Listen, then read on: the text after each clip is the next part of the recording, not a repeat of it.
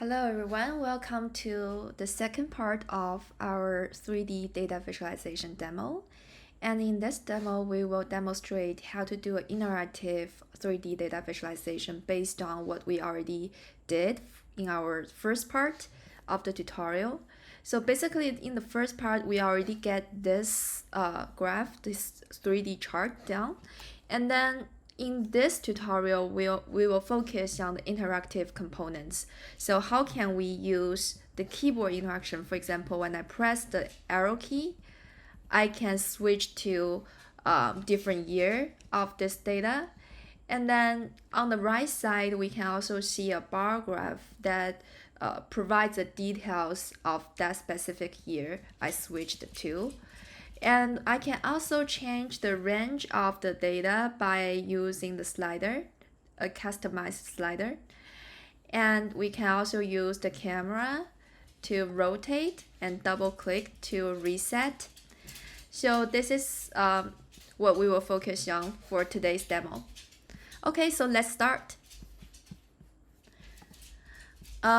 Please open the starting file I attached. So basically this time we will start from this result and we will build upon this. Okay, so the first idea I want to introduce today is how I can include multiple canvas in one screen. So last time I introduced the way we can actually have the visualization on one side, and the other side we just directly added HTML file to add the text. That's one way. And the other way is we can actually have multiple canvas in a window. Why we do that is because the space is 3D space, the render is WebGL. So it makes, if I want to include another 2D space elements, it makes it kind of difficult, because when I have the EasyCam, when I rotate the camera, that 2D elements will rotate with the 3D elements as well. So I want the 2D side, the 2D components is actually static and stay at the part of the screen to make it more like an interface. So that's the reason I have to include two canvas at a time. So here is an example I found online, and I think it's super impressive because it demonstrates the easiest way to include multiple canvas. So firstly, we need to create a variable, and then we give this variable a name, and then we include the function name, the sketch, and in front of all the functions we used in the no matter it's for the setup or draw or background or rotate or draw a triangle or draw a rectangle, we all have to have this name, the sketch, in front of that method, in front of that functions.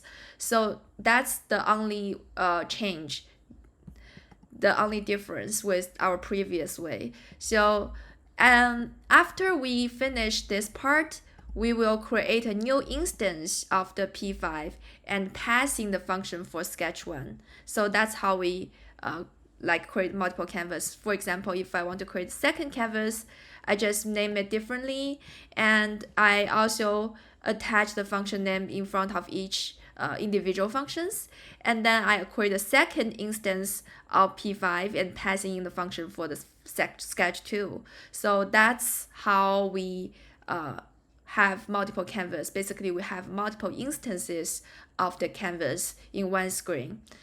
So I will attach the link of this example, and I think it's did by Camino. And please, in front of your application, please credit him as part of the reference. Okay. So we will add a reference in front of our application, and you might ask, how can we import the already the starting code to your empty program?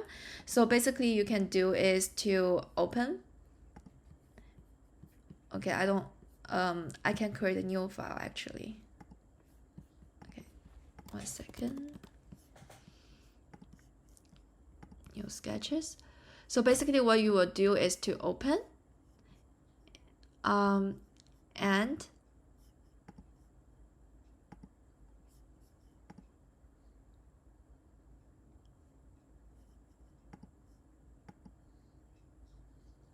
Okay, so instead of open, I think the only way to do that is to basically download the file. I will put it as a zip file. So basically you will upload each file of mine and then to arrange them similar with the way I arrange it. Okay, so basically you create a folder called assets and then you upload this CSV file, this TIFF file, and also the other like JavaScript, HTML, JavaScript, CSS file. So one by one. So I think that's the only way. Okay, so let's start. Firstly, let's go over our starting code just to refresh your memory. So firstly, we create a function, and we create an instance called S1, and we create a function sketch and sketch preload. So in front of every function we use, we add a sketch dot before that. So that's how we use instance in P5. And then we load the CSV file and TIFF file. And secondly is the setup. The setup is to create a customized canvas, and we placed it on the left side of the window. And then we create a camera using the built-in library create easy cam. And then we get the basic information of the data sets. We count the number of rows and number of columns. Then we load the data. Okay, so we load the data to the array and to this global array, global variable. We set it outside of the instance so that every instance in this application can access those global variable because we set outside of this S1 instance. Okay, so the next step is I do some customization of the cursor and I load the customized font. Okay, so this is for the setup. And let's see what we did for the sketch review. So firstly, we draw a background and we do no fill for this box. So we make a transparent box. And next, we draw the visualization. So instead of like directly drawing the draw function, we create another function named as main graph. So we put all the like rectangles, dots, points, all the like draw things inside of this main graph to draw this main visualization. And I also add a rotation, like the animation for this by adding like by increment the angle so it can rotate by itself. We translate the main graph by like some calculations. That's really depends on the 3D, different kind of 3D coordination systems. So I already assigned the reading to you, so you might have to understand this part because the origins in the 3D space is no longer on the left top corner, it changed to the center of the space. Okay, so for the because we translated and we rotated, so we have push and pop. So that's for the function draw, and so that's pretty much it. And so I add a label.js file, and this file is actually, I already put the title, some streams. I input some streams just for save time for this tutorial because otherwise I have to type all the sentences. It's kind of waste time. So I already have something starting. For example, I have all the months listed as an array, and I have the title as a string, and another big title, the main title, as another string. So that's what we have for now. So the first step is we want to create an interaction, the keyboard interaction. So this is the first time in our class to introduce the keyboard interactions. So basically we will press the keys, and then we can switch from one ear to the other. So how can we do that? We can do some search. We search the reference page, and here is a key pressed function. And basically if it's ASCII keys, then we have to use key code, which means, for example, some special keys like backspace. If it's non-ASCII keys, we will use the key code variable. So for example, if it's backspace, delete, enter, return, tab, escape, this kind of like left arrow key, right arrow key, we will use key code. And for like 1, 2, 3, 4, 5, 6, or A, B, C, D, E, F, G, we were just using key. So that's the difference. So if it's for example if it's ABCD, we will just do something like this. Okay, so we will use key instead of key code. Okay, so for our case, I will use the key code, the non-ASCII keys for this demo. So I will use left arrow key and right arrow key. So our first step is we will create a customized function in the main.js file, and we say sketch dot key pressed.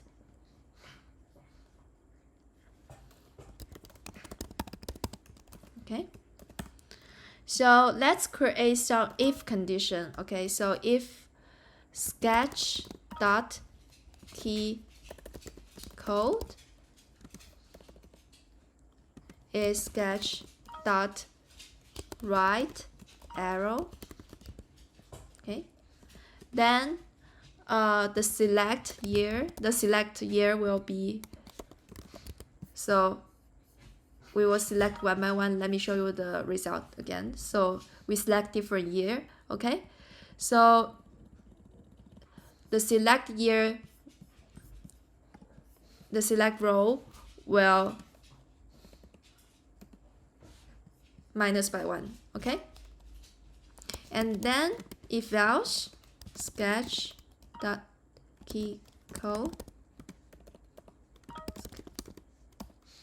left arrow key, then select row plus plus. Okay, and we will also set some if condition for some special situation. For example, if the select row is larger than 23, 22,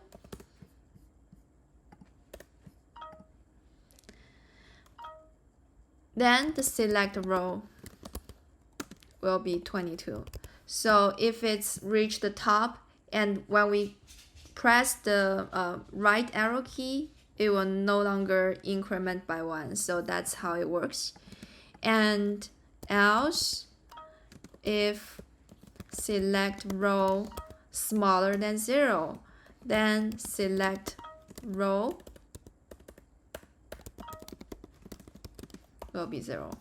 So you might ask, how have we know it's 22? It's because the year is from, let's take a look, from 1993 to 2015. So we do some calculations. Okay, so this means the total year. Okay, total year is 23, and we because we start from 0, so we end at 22. Okay, so this is for the key pressed.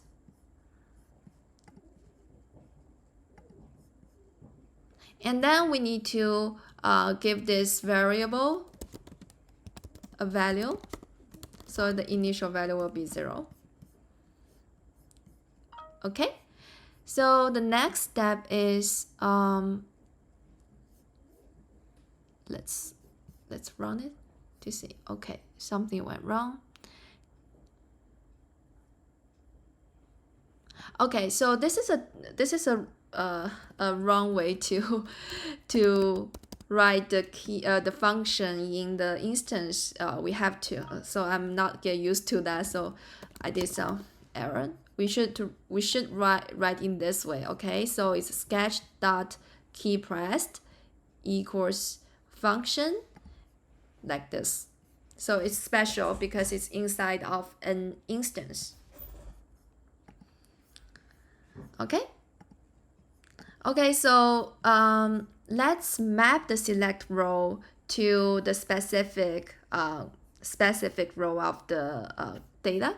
So let's fold this section, and let's go to the main graph. And what we need to do is very simple. Is just here. You find it like sketch when we draw the points, right, we give a color blue. However, when it has been selected, then we have to give a different color red. So let's find the position here, and let's create an if condition. Say if sketch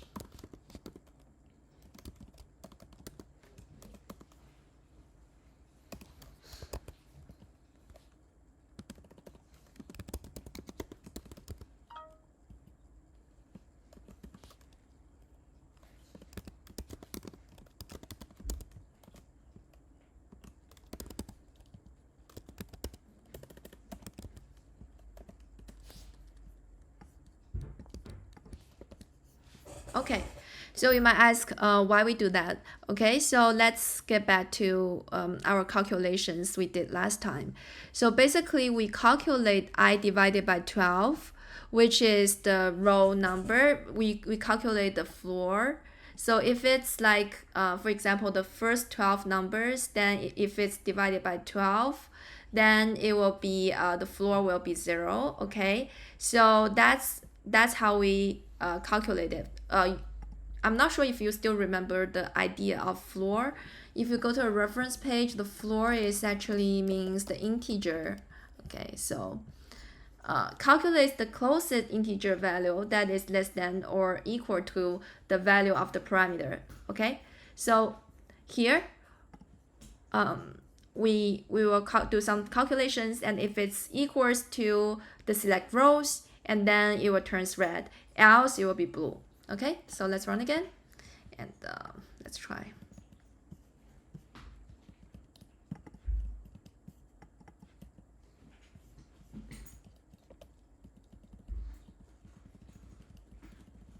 Okay, it's working.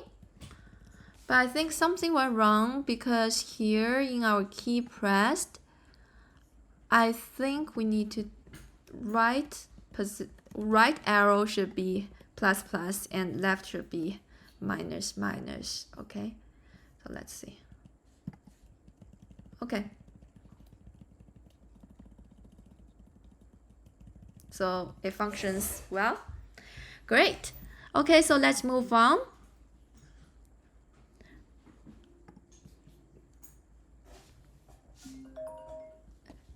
Let's move on. Okay, so the next step is let's fold all the things because the program is too long.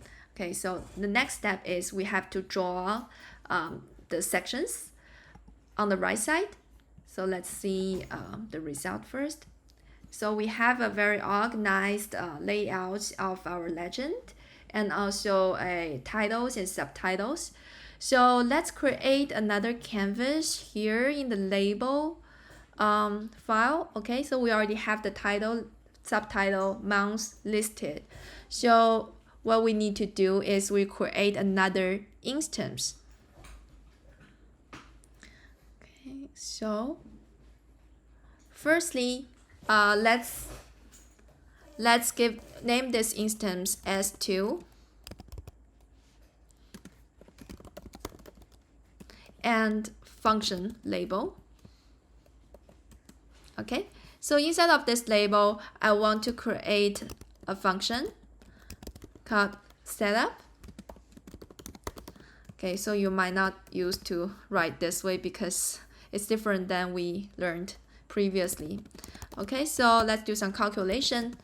The width of this canvas will be labeled dot window width minus the canvas width of the left side. So let's copy, paste here in the setup, copy this section and paste it here. Okay, so the next step is canvas height. The canvas height is the same with the previous one, and remember to change the sketch to label. Okay, and let's create canvas. So let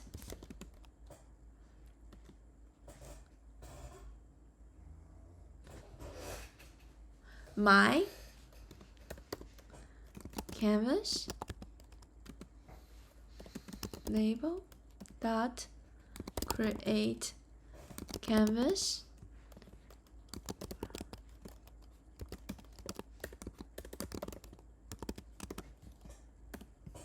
okay. And then we need to position it. Okay, so my canvas position and label dot window width divided by 5 and multiplied by 3. It's some calculations. And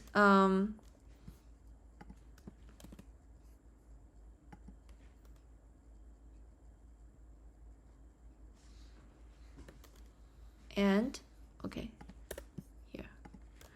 Next, label dot window height minus canvas h and divided by 2. We want to center it. Okay, so now we have the canvas ready, set up, and then we need to draw it. Okay, draw. Oh, sorry. Draw. Let's draw the background first. Let's draw a black background.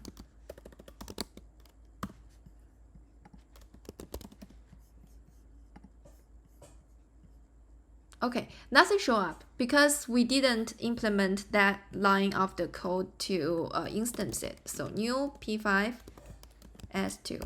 Okay, so we instanted it. Okay, so it turns black. Pretty good. And next step is we need to let's label rectangle mode. Let's set it as label dot corner. And let's create title.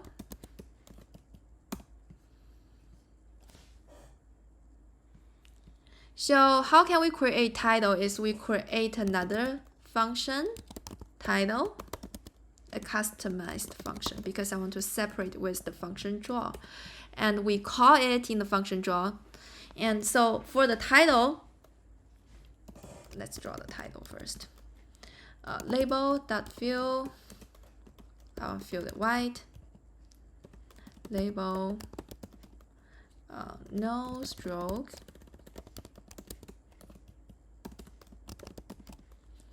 Text size 20. Text align. Label left. Okay, align on the left side. And label text. So the text content will be this string title 1, and I include it here. So we directly call this variable, and 40 by this is where we're gonna place it. And I also want to constrain the title in a certain range. So I don't want the title to be like super the title block to be super long, super wide. So we need to constrain it. So let's add this fourth parameter, minus padding, and I will add a padding variable. Okay, so let padding 80. Okay, so I will share with you this. You might have some confusion of the text. So basically, the first parameter means the string, array, number, boolean, any kind of things. And then the second one will be x coordinates, y position. And x2 means the width of the text box. So we can constrain the text block in a certain range. And y means the height of this text box. So these two are optional, so it really depends on you. But if you want to have a really neat design, you have to include those two parameters, okay? So now we have this constraint, and let's see. Okay, so it's successfully draw on the right side. And then next step is to draw the subtitle. Okay, so label text size will be 12, and label.text will be title 2. Okay, so we already included here title 2, the string, and 40 for the X position, 200 for the Y position, and we will constrain it in a certain range in width, so same with the big title. Run again. Okay, the subtitle is included here. And the next step is I want to include the selected years. So if I use the arrow key to select certain year and highlighting in the 3D data visualization, but I also want to mark the year on the right side so people will know.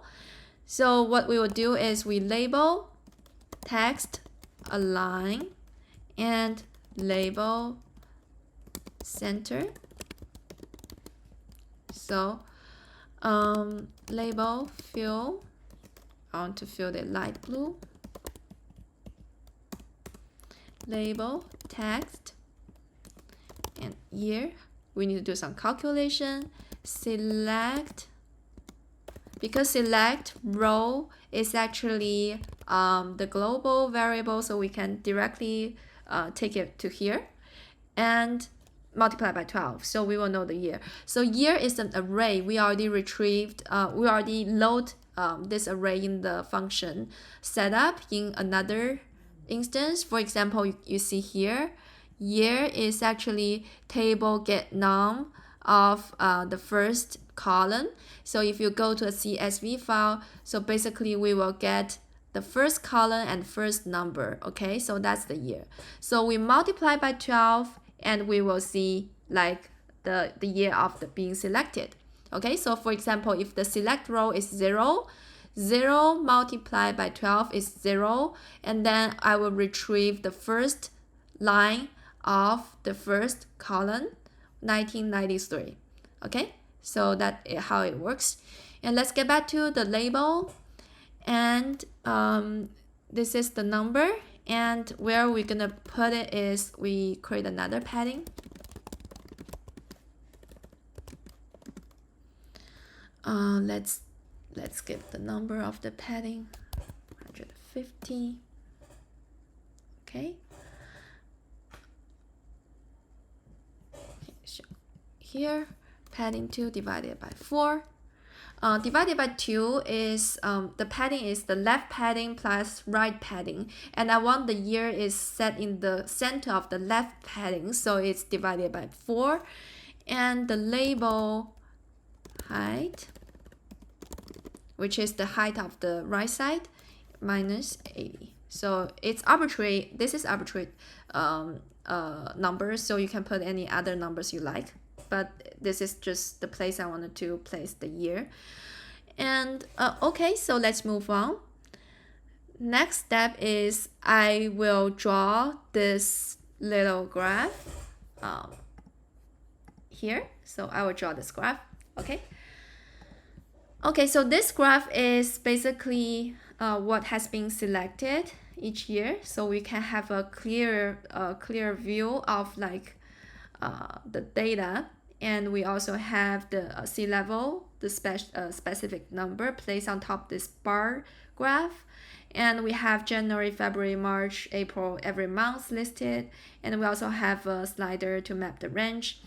So this is some techniques we already introduced in our 2D data visualization, but I will just do it here again, just to refresh your memory. Okay, so here we need to do is we need to create another function named as label.graph.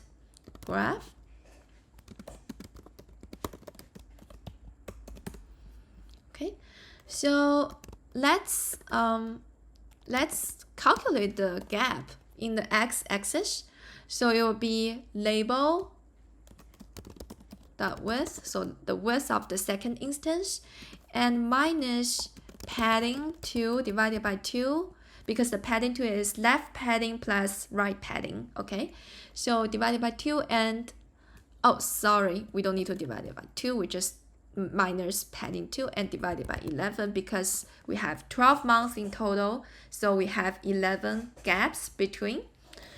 And then we need to create a for loop. Okay, so let I equals 0, I minus less than table row count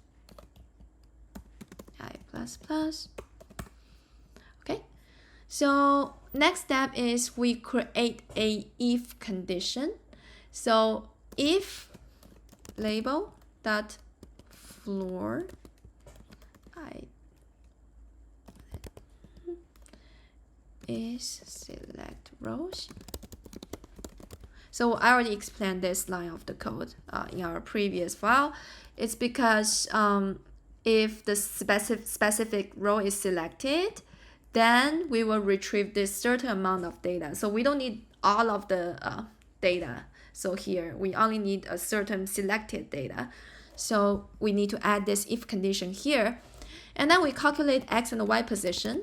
So basically it's padding 2 divided by 2 plus gap. So it means the left padding here, and plus gap x multiplied by I modular 12. Okay, so y is label height minus 80. And I will create a local variable, which is the rectangle height. Label.map GSM. Okay, so I already know the minimum and maximum, but if you don't know, you can do a minimum and maximum function to calculate what is the minimum and maximum number of the data sets. And 200 multiplied by the value. Okay, so we already calculate, we do the map function, and we map the minimum and maximum to a specific value. Oh, we don't have the value yet because we don't include the slider yet, so we will leave it at 10 to 200 for now. And let's draw the data points. Okay, so we fill it blue, or fill it white, sorry, and we do no stroke, and we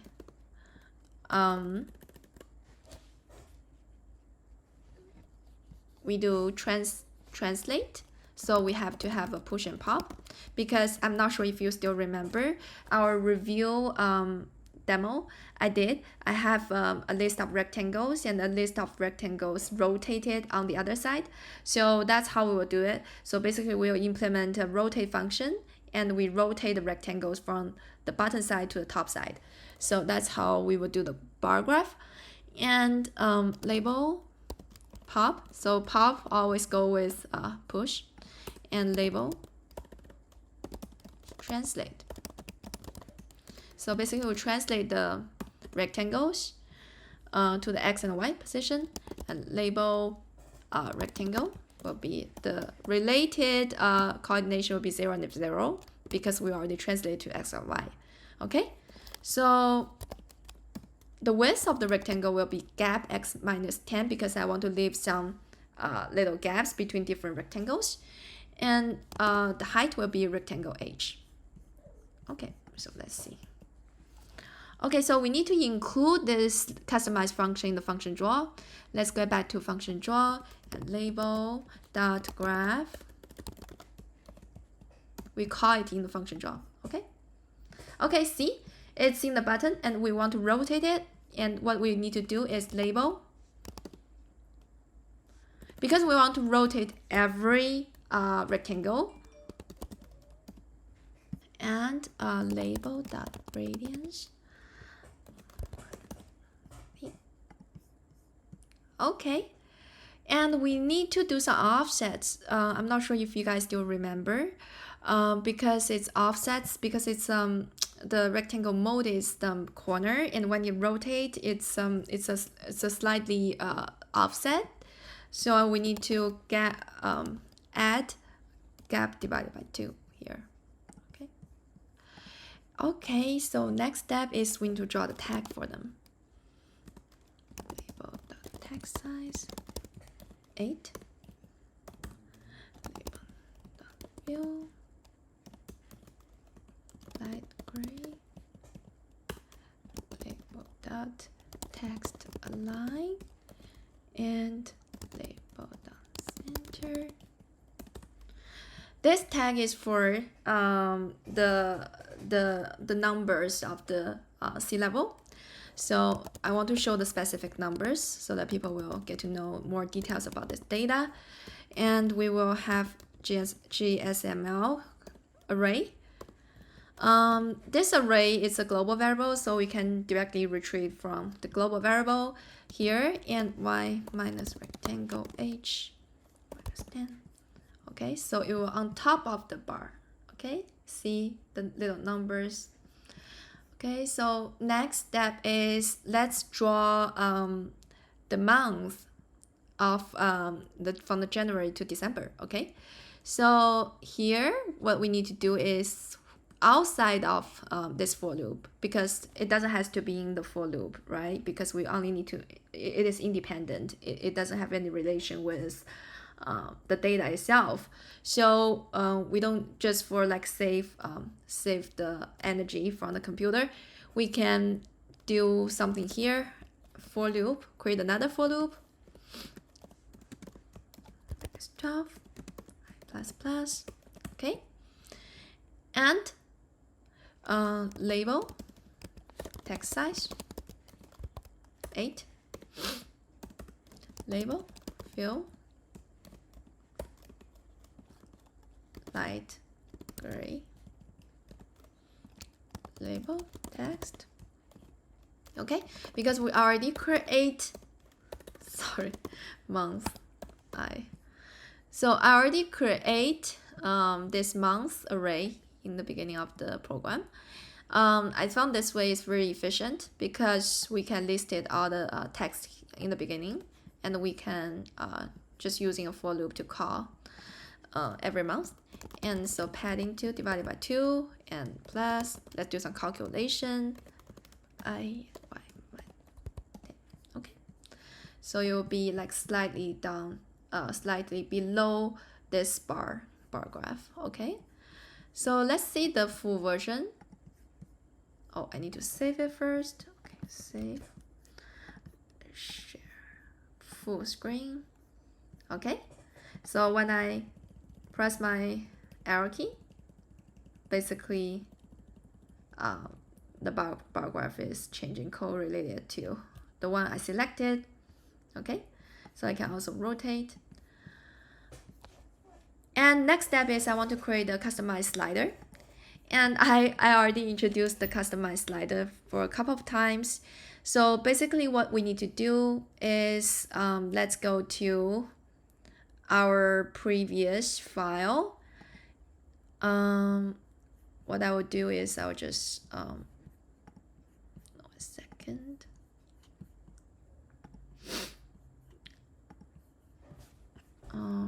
Customize slider.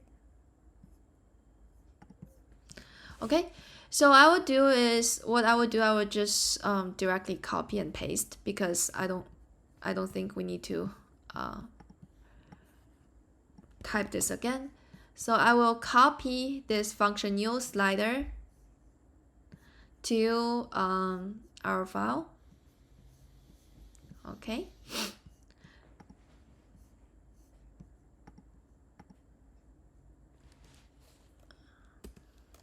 Label. Okay, let's paste it here. Okay, so instead of directly say function new slider, what we will do is label dot slider equals function, like this way, and let's use the tidy code to clean it up. And so basically, I already introduced all the information here, but basically we use this function to draw a slider. And next step is we need to copy and paste this section in the draw. Okay, so for here, I will put in the graph.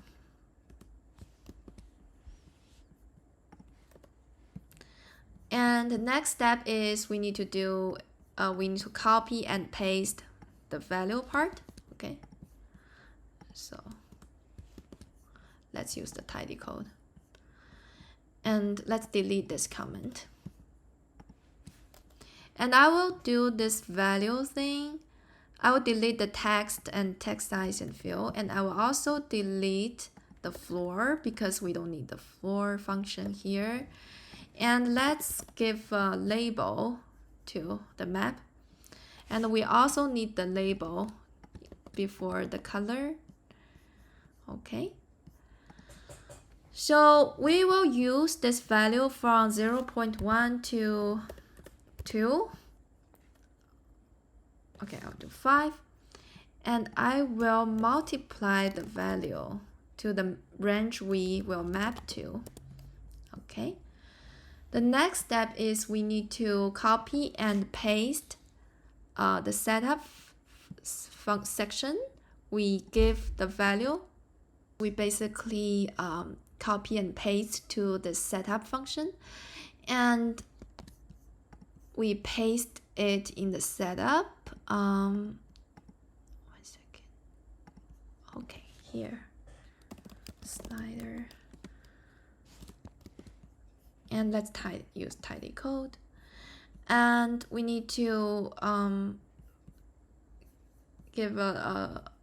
we need to define the variable in the beginning of the program. And let me copy and paste here.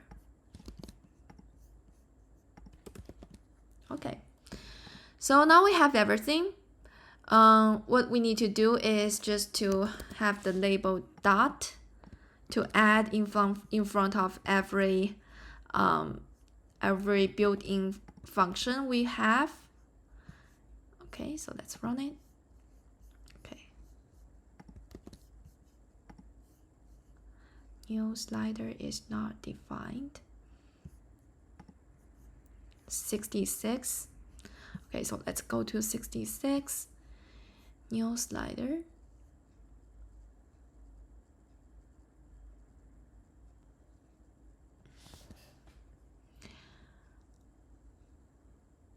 Okay, so we need to add a label dot. Okay, color. Basically, we are using the console to help us to find where we need to add the label dot. 120 row. Okay, here.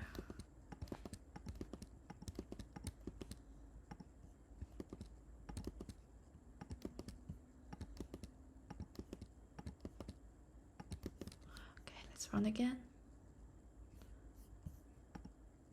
Okay, which row? 131. Let's go to here.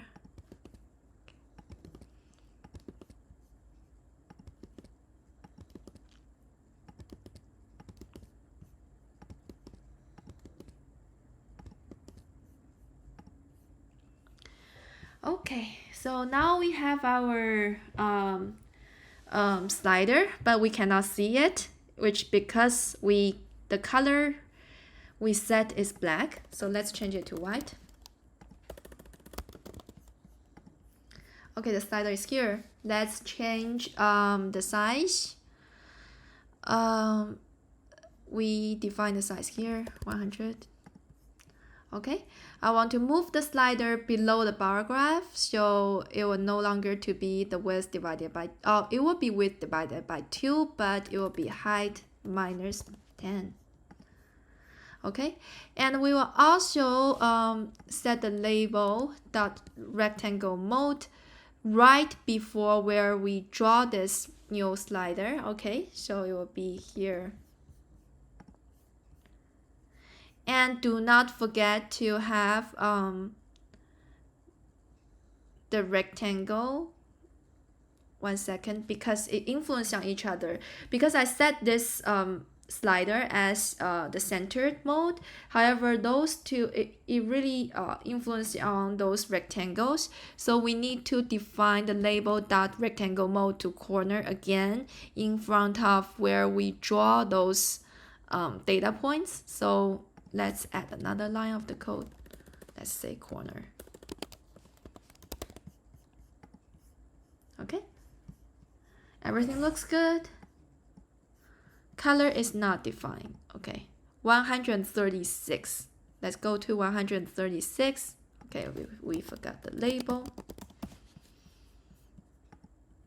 Okay, let's try. Yay, so it's working. Okay, so let's get back to, let's save and get back to the full screen. Okay, so we have everything. Firstly, we have this visualization. We have the key working. And we have the slider working. Okay. So I didn't include the technique of how to do the label of the 3D visualization. For example, we already label all the specific number, but we didn't label year. So for example, x-axis means the year, and z-axis means the month, and the y-axis means the sea level. So I hope you guys can try this by yourself. So it's very simple. So what we need to do is basically we draw a text, and we, before the text function, we add a translate function. So in the text function, we cannot draw z-axis. So in the translate, we will translate in the z-axis. So what we would do is like that. And basically, I hope you guys can add, for example, just one word like year, month, and GSML.